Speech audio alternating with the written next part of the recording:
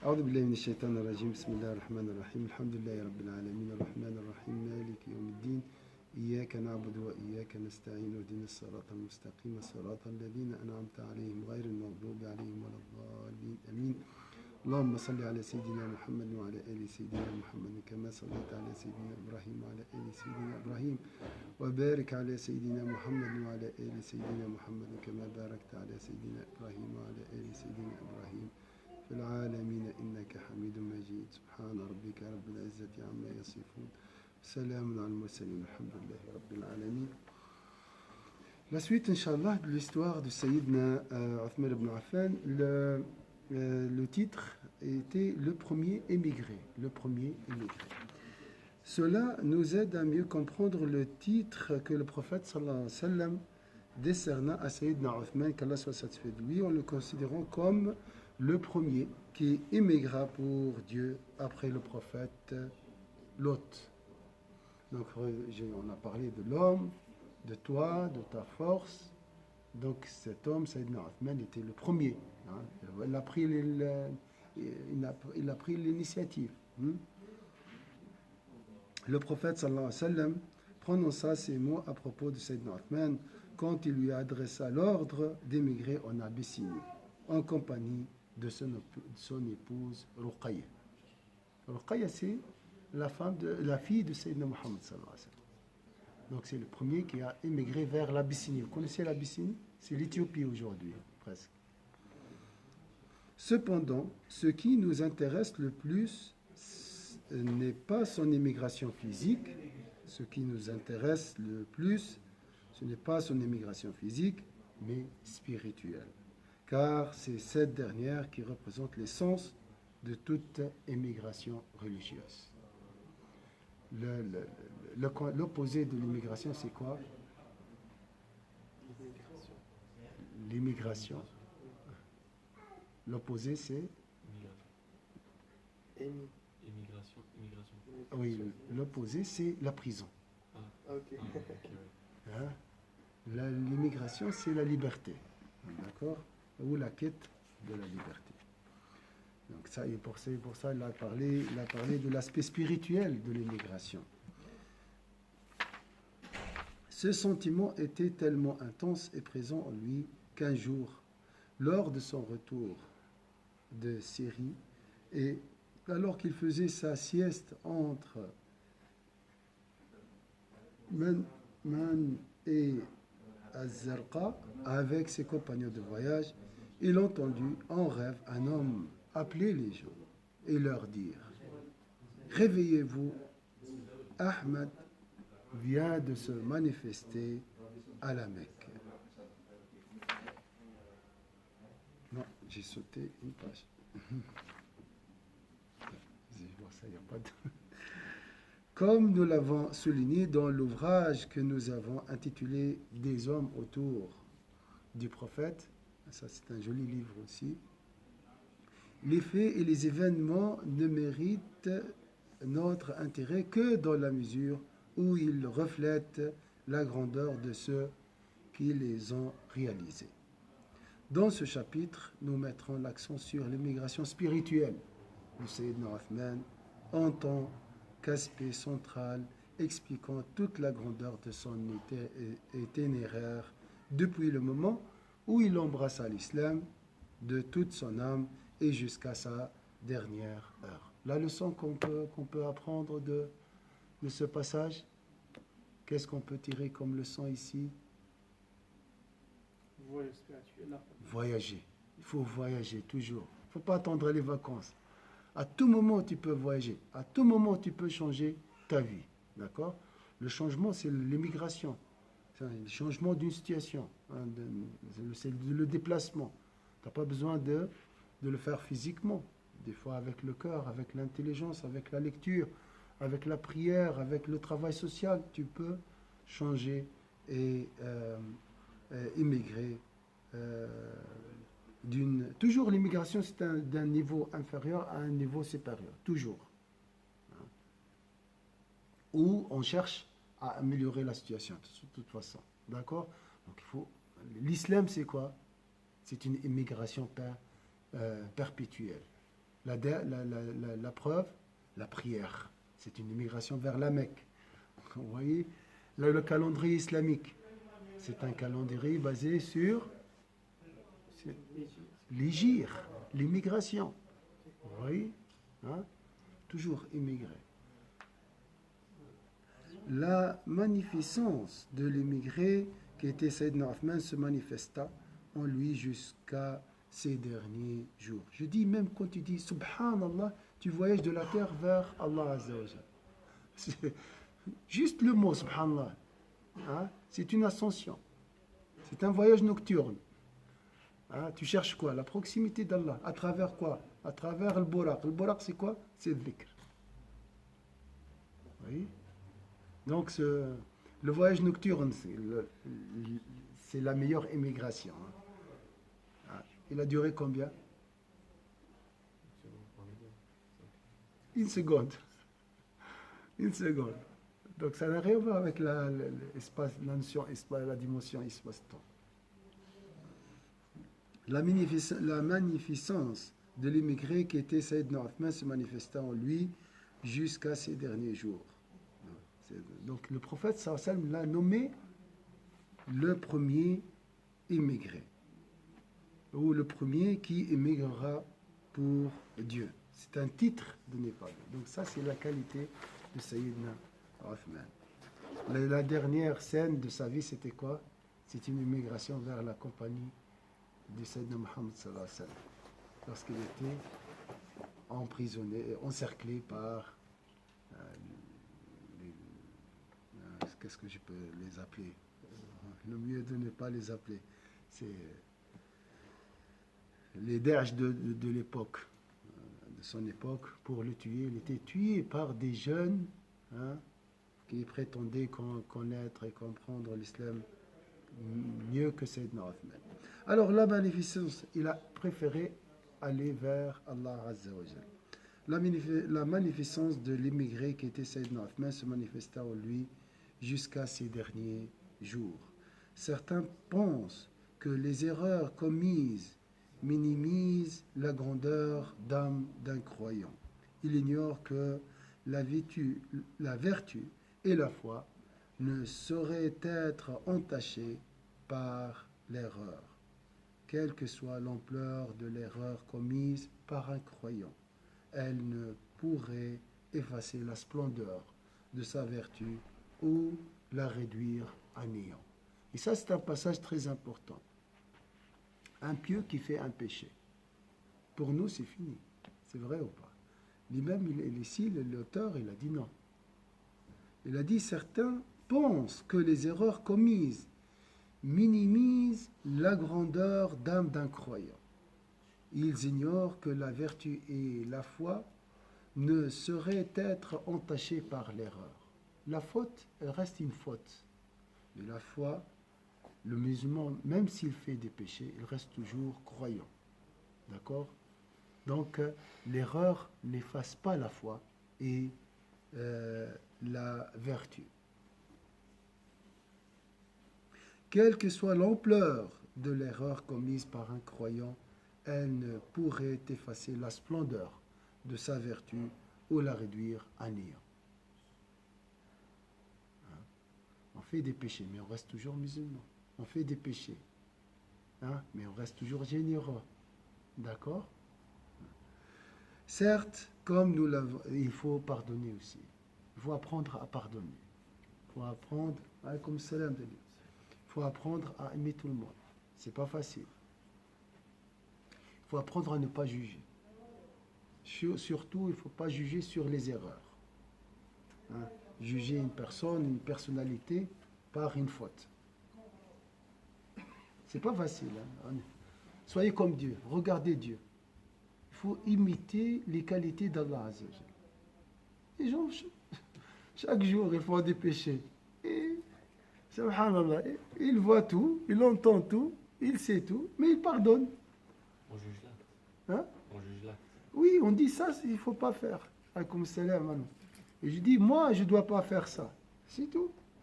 Et j'espère qu'Allah m'éloigne de ces péchés.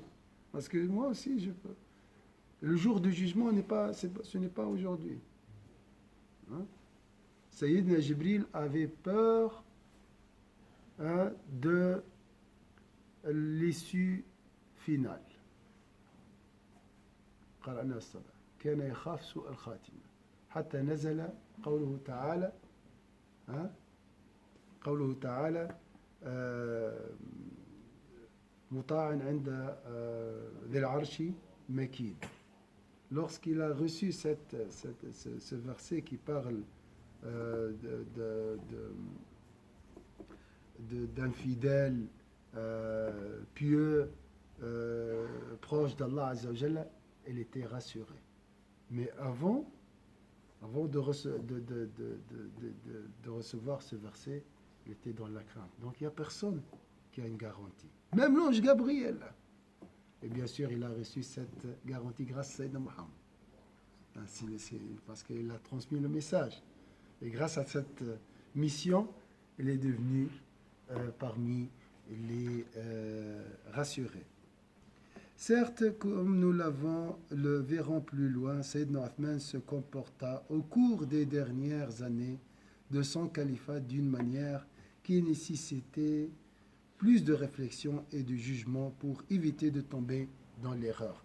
Il a vécu le début de l'époque des tentations, le fitna, et c'était difficile. Mais est-ce pour autant une raison valable pour le condamner et lui dénier tout mérite? Ces erreurs étaient-elles dues au reniement des principes sur lesquels il fonda sa foi et sa moralité? Ces erreurs étaient-elles dues au reniement des principes sur lesquels il fonda sa foi et sa moralité? Représentait-elle un défi adressé à Dieu, à son messager ou à sa religion? Pas du tout. On fait tous des fautes par erreur, par négligence, d'accord? Mais on ne fait pas des fautes pour défier ou bien comme des défis adressés à Allah Azza wa Jal. Il n'y a personne qui fait, un croyant, ose faire ça. Nul, même parmi les ennemis les plus acharnés de Sayyidina Uthman, ne peut admettre de telles accusations. Qu'Allah nous donne la miséricorde dans nos cœurs. Quelle fut donc la nature de ces erreurs? Il est certain que les erreurs reprochées à Sayyidina Uthman étaient dues à un concours de circonstances qui l'empêcha de voir ce qui était juste. Pour lui, c'est comme ça. Il a jugé. C'est son avis. Elle était principalement due aux conséquences imprévues de l'expansion de l'empire musulman, dont de nouveaux types de problèmes, de relations et de conflits. Donc il y avait des nouvelles questions et voilà, il a essayé de répondre à ces problématiques de sa manière. Il peut avoir raison, il peut se tromper. Et on sait très bien, celui qui fait un effort et se trompe, gagnera une récompense. L'islam nous encourage à prendre l'initiative. Hein? Alors, cependant, et avant d'affronter ces moments difficiles de l'histoire de l'islam, revenons à notre sujet sur Sayyidina Uthman en tant qu'émigré. Est-ce que vous avez aimé le mot émigré? Maintenant, vous avez compris l'aspect spirituel. Par exemple, je suis chez moi. J'ai pas envie de venir à la mosquée. Hein? D'un coup, je prends la décision, je démarre la voiture et je viens. C'est une forme d'immigration. Je prends une initiative pour être le meilleur dans mon travail ou bien dans mes études. C'est une immigration. De la paresse vers la productivité, vers l'action, hein, et ainsi de suite. Notre vie est toujours comme ça. Hein. Gardez donc cette vitalité et cette force, hein, ne jamais se désespérer de la miséricorde d'Allah Azza wa Jal. Donc ça, c'est l'aspect de l'immigration. Le changement permanent. C'est ça l'immigration. Alors, cependant, et avant d'affronter ces moments difficiles, surtout, de toute façon, immigrer de désespoir vers l'espoir. Ça, c'est capital en islam. Parce que le désespoir, c'est quoi? C'est le terrain des démons. Là, il ne faut pas rester surtout. Jamais, jamais. Une fois tu es touché, piqué par une suggestion maligne, il faut fuir vers Allah. Fafirru ilallah. Fafirru ilallah. Qu'est-ce que tu fais? Tu prends ton chapelet, tu commences à invoquer Allah Azza wa Jal. Constamment. Hein? Et Inch'Allah, après, tu trouveras le salut à la fin. D'accord? Il ne faut pas rester dans la terre de désespoir. Jamais. Ya bani, idhabou fata'assasu. Inni dhahibun ila rabbi. Toujours aller vers. Bouger. Il faut toujours bouger. Il ne faut pas s'arrêter. D'accord? Regardez notre vie spirituelle. 5 prières, des ablutions, invocations. Il y a toujours quelque chose qui bouge. Le cœur, la langue, le corps. Vous voyez? Une vie spirituelle pleine de vitalité. Si dans notre on a des sorties, des mariages, toujours il y a un changement. Ça, c'est l'essence de notre existence. Et comme j'ai dit, je répète, il n'y a rien qui se répète. Pour toi, c'est la routine. Il n'y a pas de routine, en réalité. Il y a toujours des vagues, il y a toujours un mouvement. Et on est incapable de voir ce changement permanent, constant, dans les cellules, dans l'atmosphère, tout, partout. La beauté, elle est dans le changement, de toute façon. Les morts, les défunts ne sont pas beaux. C'est pour ça qu'on les cache. Celui qui s'arrête, on l'exclut, on s'écarte. L'histoire, c'est comme ça aussi. Celui qui ne travaille pas, dehors. Regardez le monde des abeilles, regardez le monde des fourmis. Tu travailles. Subhanallah. Alors, la notion de l'immigré, ça, c'est un esprit. C'est l'esprit de l'homme. C'est pas seulement les musulmans. Tout le monde. Regardez les innovations au niveau technologique. Et ça s'arrête jamais. Ça, c'est la vie. La vie, elle est comme ça. Cependant, et avant d'affronter ces moments difficiles de l'histoire de l'islam, revenons à notre sujet sur Sayyidina Othman en tant qu'immigré. Ou plus exactement, en tant que premier immigré. C'est Sabiqoun, attention. Il y a les rapprochés, il y a les premiers des rapprochés. Subhanallah. ما ضر عثمان ما فعل بعد اليوم. C'est confirmation. خونا طارق رمضان شوف ايش قدم للاسلام. Regardez qu'est-ce qu'il a fait pour les musulmans. Et lorsqu'il a fait des on l'a détruit, on a dit c'est fini, on ne l'écoute pas, il a fait un péché. Et alors? Il a dit la vérité. Beaucoup des belles choses dans ses livres. Il faut être juste. Oui, le rapproché peut faire des péchés, Sayyidina Junayd l'a dit. لما سئل هل الولي يرتكب الكبيرة سكت مكث مدة ثم قال وكان أمر الله قدرا مقدورا. Subhanallah. D'accord? Oui, on a de la peine à digérer ça, je sais. Ça prend du temps.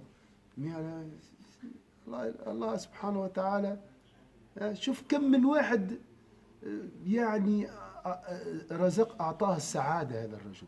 Combien il a introduit de bonheur dans les cœurs des jeunes surtout. Que je parle de Tariq Ramadan. Inch'Allah. ولا أن يهدي الله بك رجلا خير لكم من حول الأمان. Un homme, il peut intercéder en sa faveur. Un seul homme guidé par cet homme intercédera en sa faveur. هذه معصية بينه وبين ربي. Ça, c'est un péché entre lui et Allah Azza wa Jalla. لم يقتل لم يسفك دما il n'a pas fait un péché il n'a pas tué, il n'a pas fait. D'accord? Donc, Allah est pardonneur. Allah efface tous les péchés. Tous les péchés sont pardonnés. Je regarde le pardon. Mais nous, non. Nous, on n'efface rien. On écrit avec le stylo rouge à vie aussi. On n'efface rien. On les garde dans l'archive du cœur. Et à chaque fois, je vois, ah, lui, ah. On est très dur. Très dur. Très dur. Subhanallah. Il faut adoucir le cœur avec le dhikr. Il n'y a pas d'autre moyen. Hein. Essaye ce que tu veux. Hein. Le dhikr peut adoucir et peut te donner une nouvelle vision sur l'univers. Une nouvelle conception. C'est le cœur qui voit. C'est le cœur qui juge. Vous savez, dans la tête, oui. Allah accepte, mais le cœur n'accepte pas. Pourquoi? Parce qu'il a besoin du travail. Hein? On doit l'adoucir. Hein? Avec le dhikr constant.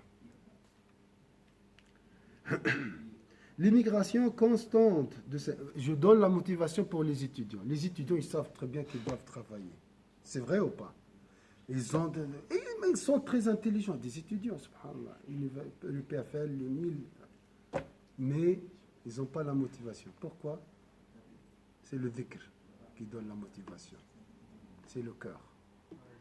Lorsque le cœur est travaillé par le dhikr, une fois reçu l'ordre de la sagesse, il exécute directement. Et moi, je dis, c'est un soldat bien entraîné. Hein? À vos ordres, chef. Hop, il exécute. C'est la sagesse. La sagesse aussi émane du cœur.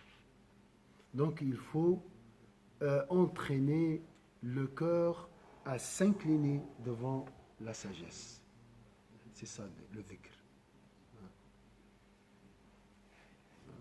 ألم يأن للذين آمنوا أن تخشع قلوبهم لذكر الله وما نزل من الحق. Tu dois avoir un cœur qui s'incline aux lois d'Allah Azza wa Jalla, à la sagesse, aux valeurs d'Allah qui sont des valeurs universelles. ولا يكونوا كالذين أوتوا الكتاب من قبل فطال عليهم فقست قلوبهم. وبعد قال ألم ترى كيف يحيي الله الأرض بعد موتها إن في ذلك لآيات لقوم يعلمون. ما عندها حتى علاقة. لكن لما ينزل الماء ماء الحكمة في أرض تستوعب وتقبل ينبت. تنزل الحكمة قلب متحجر يصد ويرد. Donc le cœur c'est comme la terre. La sagesse comme la pluie. Donc imaginez la pluie tombe, elle descend sur une terre propice, un terrain propice, bien travaillé, bien labouré. Donc elle pousse, la terre pousse. Et imaginez le contraire, la sagesse, la pluie descend dans un cœur dur comme les rochers. Hein? Le résultat c'est quoi? Pas de récolte, pas de verdure. L'eau est rejetée, la sagesse est rejetée. J'entends rien. Du cœur qui ne discerne pas.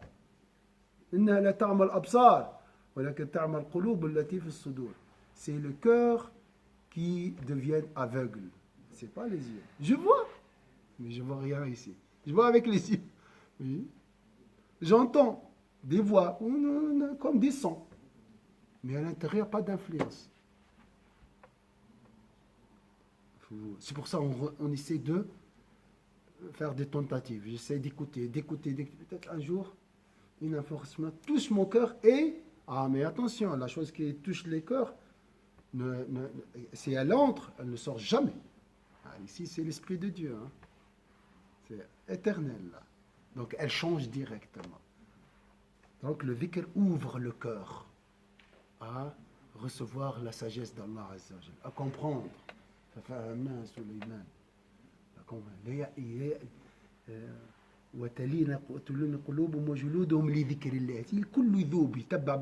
Lorsque le cœur devient doux, même le corps, subhanallah, il devient aussi doux. Tout, même la peau, subhanallah, il a dit. C'est le cœur, le centre. Donc il ne faut pas négliger ça, il ne faut pas oublier ça. Hein? Le dhikr d'Allah. C'est quoi le dhikr? C'est des invocations. Des invocations. surtout la prière sur Sayyidina Muhammad sallallahu alayhi wa sallam. Alors, l'immigration constante de Sayyidina Uthman, on regarde ici, il a dit constante. Son voyage vers, voici si vous suivez. Hein? Comment on dit Éthiopie? Oui, ça c'est physique. Et spirituel vers Allah. Sayyidina Uthman clôturait le Coran chaque nuit en une seule raka. Voyage vers Vers Allah. la vérité, vers Allah Azza wa Jalla. Si le cœur veut aller vers Allah, le corps suit. Debout, hein. Et clôturer le corps, 8 heures, debout. Miracle aujourd'hui, impossible même. Il n'était pas le seul, ils ont dit même. Pourquoi? Parce que le cœur est ailleurs. Subhanallah. C'est ça, l'immigration vers la vérité. Hein? Une immigration constante. Hein? Tu peux arriver à ce niveau. Il n'est pas un ange, hein, Sayyidina Uthman. C'est un modèle, oui. Créé par Allah Azza wa Jalla et par les mains de Sayyidina Muhammad sallallahu alayhi wa sallam, oui. Mais il faut suivre ces modèles. Subhanallah. Et on est là pour le suivre. L'immigration constante de Sayyidina Uthman, son voyage vers la vérité est étroitement lié aux circonstances de sa conversion à l'islam. Cet itinéraire et ces circonstances sont indissociables de sa personnalité. Chez Sayyidina Uthman, 2 traits de caractère prédominés. Qui peut le deviner? Moi, je n'ai pas lu aussi. Vous proposez quoi comme 2 traits de caractère? Elizar al-Qabr Yarf, celui qui a rendu visite à la tombe de Sayyidina Uthman. Hein? La question, il y a 2 traits de caractère qui prédominaient Sayyidina Uthman, sa personnalité. La douceur. Et, comme on dit, il était timide. Il était un homme... Ah là, la pudeur. Il était un homme très pudique. Il n'a jamais touché ses parties intimes avec sa main droite. Il n'a jamais enlevé ses habits, totalement. Subhanallah. Al-Malaika tastahi min Sayyidina Uthman. Les anges avaient honte de Sayyidina Uthman. Donc, comme s'il était plus pur que les anges. Subhanallah. Ça, c'est vrai. La douceur, quand tu rends visite à sa tombeau, tu sens, c'est vrai, la majesté, mais il était très gentil, très, très doux et très pudique, Sayyidina Uthman. Je l'imagine qu'un homme qui parle peu, qui parle à voix basse, qui rougit, on dit rougit facilement, qui a la tête en bas, comme ça, très, très, très doux, Sayyidina Uthman, comme ça. Personnellement, je l'aime beaucoup, moi, Sayyidina Uthman. Chez Sayyidina Uthman, 2 traits, qu'est-ce que vous proposez aussi, autre caractère? Hein? Oui, très généreux, très généreux. Mais là, on la trouve parmi les premiers immigrés. Là aussi, c'est la foi, le courage. Subhanallah. Donc, il a marié la pudeur. Pour nous, la personne pudique il a une faible personnalité.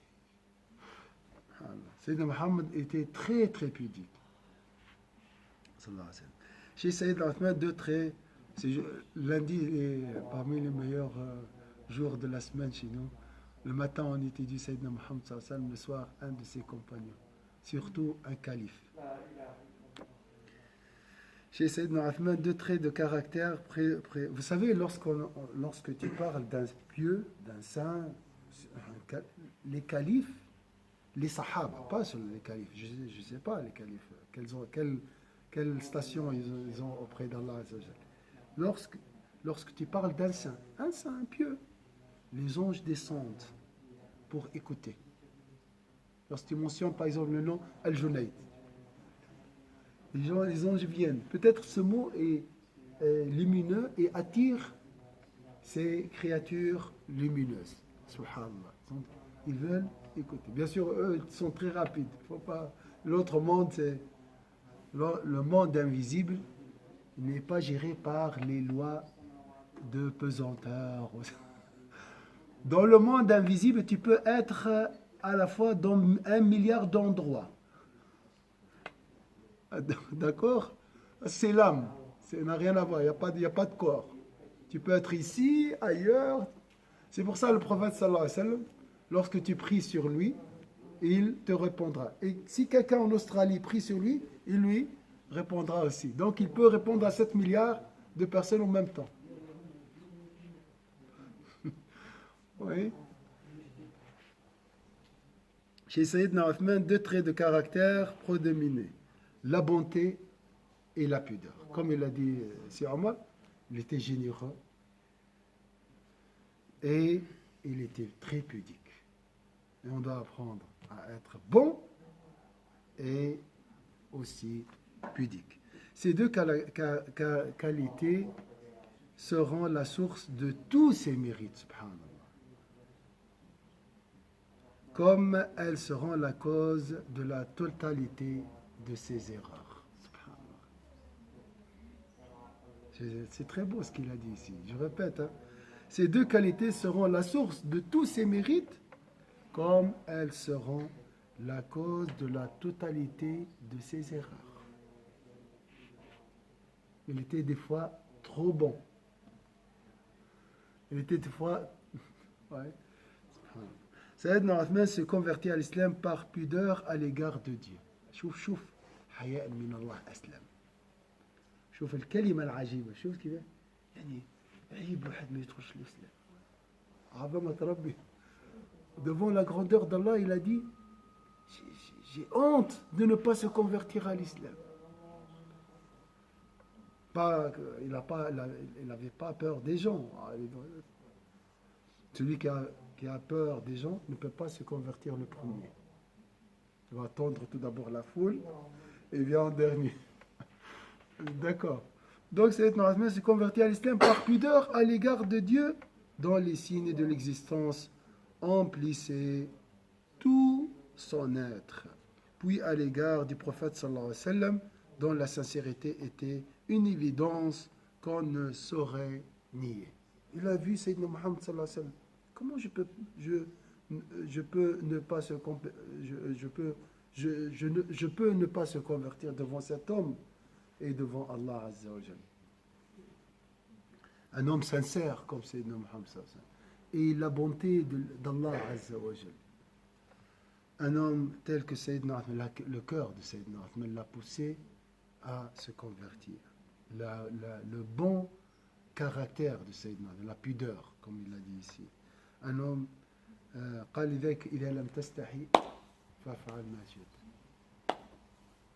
Celui qui n'a pas la pudeur, il peut tout faire.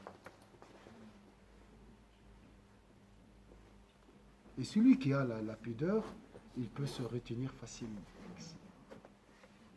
Un homme tel que Sayyidina Uthman paraît de cette délicatesse, voilà la délicatesse aussi, de cette pudeur, de ce respect envers les hommes et leurs créatures, ne pouvait fuir ses convictions ou les masquer. Il ne peut pas. Tu vois, il y a des gens, ils ne peuvent pas mentir. Ils ne peuvent pas mentir, subhanallah. Cette pudeur allait de pair avec une profonde humilité et le poussait à éprouver de la honte et du remords s'il reniait ses principes ou abandonnait ses convictions. Il y a des gens comme ça. Transparents. Tu vois sur leur visage leur intérieur. Il ne peut pas cacher. Il ne peut pas masquer. Et ça, c'est parmi les signes des musulmans, des croyants. L'hypocrite, non. صفتان لا تجدهما في منافق حسن سمت وفقه في الدين. L'hypocrite, 2 signes qu'on trouve que chez les croyants. L'opposé du croyant, c'est quoi, Aïssa? hypocrite. Attention. Hein, hypocrite, ce n'est pas un croyant, non. C'est l'islam l'autre. Hein, croyant, hypocrite, musulman d'une autre confession. Donc, deux aspects qu'on trouve que chez les croyants, ou on ne trouve pas chez les hypocrites. Un bon aspect, donc un visage qui reflète la bonté du cœur, et une compréhension profonde de la religion. D'accord? Comme il a dit l'auteur ici, il a compris la profondeur de l'immigration. Pour nous, c'est une histoire. Non, il a dit non. Oui, c'est une histoire, mais qui se répète chaque seconde. Tel était Sayyidina Othman à l'heure de sa conviction à l'islam, et telle fut son attitude lorsque les rebelles l'assiégèrent chez lui, réclamant sa mort. Il était pourtant capable de les repousser et d'en venir à bout, en usant des divers moyens dont il disposait. Il avait la possibilité de les repousser. Et on lui a proposé, Allah lui a proposé. Attention, là, Allah lui a octroyé le pouvoir. Attention, regardez. Hein? Si tu peux, on peut te défendre. Il était assiégé par ces rebelles, entre guillemets, des rebelles. Non. Il a préféré l'approximer, rejoindre Sayyidina Muhammad sallallahu alayhi wa sallam.